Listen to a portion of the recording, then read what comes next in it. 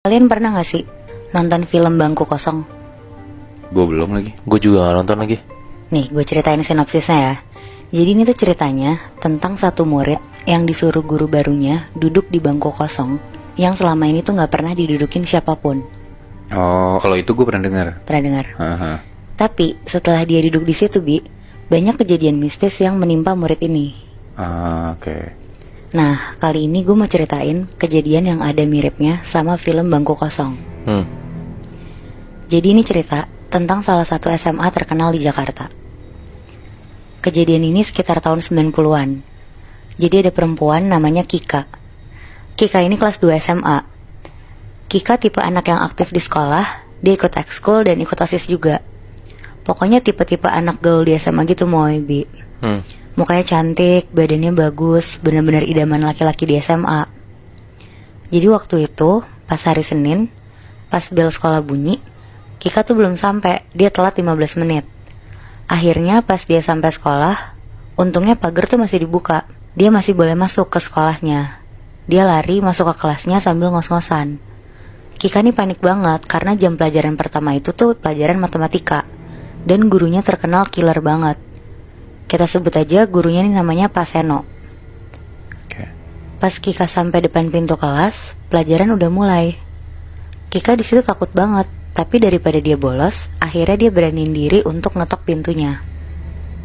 Pas diketok, tok-tok, "Assalamualaikum Pak, maaf saya telat." Terus Pak Seno ini bilang, "Kamu ini baru hari Senin aja udah telat, sana duduk." Akhirnya Kika minta maaf dan langsung duduk di bangkunya Kika. Kika ini posisi duduknya tuh di pojok kiri paling belakang.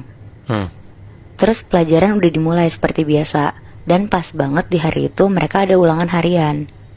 Pas Kika lagi ngerjain, Pak Seno tuh selalu ngeliatin ke arah Kika dari meja guru. Sampai Kika tuh gak fokus buat ngerjain ulangannya. Akhirnya Kika ngerjainnya buru-buru dan selesai paling pertama. Pas dia kasih kertas ulangannya ke Pak Seno, ternyata Pak Seno langsung nilai di situ juga. Setelah nilai ulangannya dikasih, ternyata Kika tuh kaget banget. Dia dapat 5 nilainya. Dan Pak Seno juga agak marah bilang ke Kika, "Kika, kamu kalau peduli sama nilai kamu, ketemu saya pulang sekolah ya di kelas ini." Di situ Kika setuju, karena nilai dia juga kurang bagus kan. Akhirnya bel jam pulang sekolah bunyi. Semua murid-murid udah siap-siap mau pulang. Tapi Kika tetap diem di kursinya sambil nungguin Pak Seno masuk ke kelas. Karena tadi mereka udah janjian kan. Ya benar. Kika nungguin kira-kira udah sampai 1 jam, gak datang-datang juga nih Pak Seno. Jam pulang sekolah anak SMA kan jam 3 sore ya biasanya. Iya. Berarti ini udah jam 4 sore, Kika masih di kelasnya dan belum ada tanda-tanda dari Pak Seno. Dan Kika sendirian nih. Sendirian. Oke. Akhirnya Kika mutusin untuk keluar kelas mau ke ruang guru buat nyamperin Pak Seno. Pas Kika mau keluar kelas, tiba-tiba Pak Seno ini datang. Terus Pak Seno bilang, "Maaf ya, saya tadi input nilai dulu di ruang guru." Setelah dari situ, akhirnya mereka bareng-bareng lanjut masuk ke ruang kelas. Terus Pak Seno duduk di kursi meja guru yang di depan. Kika narik bangku dan duduk di depan meja Pak Seno. Di situ Pak Seno ngobrol sama Kika, nanyain mau dikasih ulangan tambahan atau gimana. Tapi selama ngobrol tuh Pak Seno ngeliat kemana-mana gitu. Kemana-mana maksudnya? Nah Moe, lo bisa ngerasain kan kalau lawan bicara lo lagi ngobrol sama lo, tapi matanya tuh gak ngeliat ke mata lo. Nah si Kika tuh ngerasain dari si Pak Seno ini. Pak Seno ngeliat ke bagian badannya Kika terus-terusan Moe. Oh ini guru mata keranjang gitu ya, Bi? Iya. Terus. Terus pas banget tuh kondisi cuaca lagi hujan deras. Jadi agak gelap kan, gak ada matahari. Cuma ngandelin lampu kelas yang gak begitu terang juga. Pokoknya ada momen dimana Pak Seno tuh nyentuh tangannya Kika.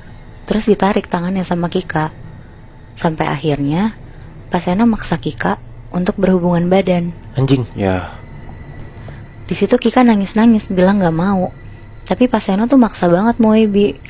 Kayak diperkosa gitu akhirnya. Di kelas? Di kelas. Oh shit. Bangsat. Keluar dari kelas, Kika hancur banget rasanya. Dia nangis-nangis dan trauma banget perasaannya.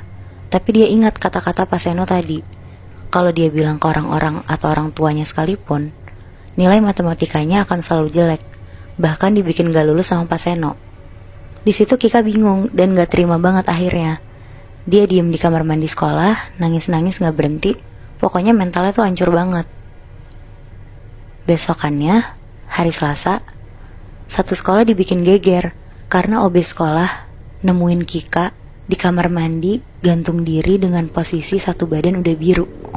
Oh shit. Di situ sekolah sampai nggak ada kelas sama sekali karena guru-guru pun shock semua ngeliat Kika, anak yang aktif yang ceria sehari-harinya, mutusin buat bunuh diri. Pas Seno dengar kabar itu, dia kaget banget dan seketika dia jadi nggak enak badan di hari itu.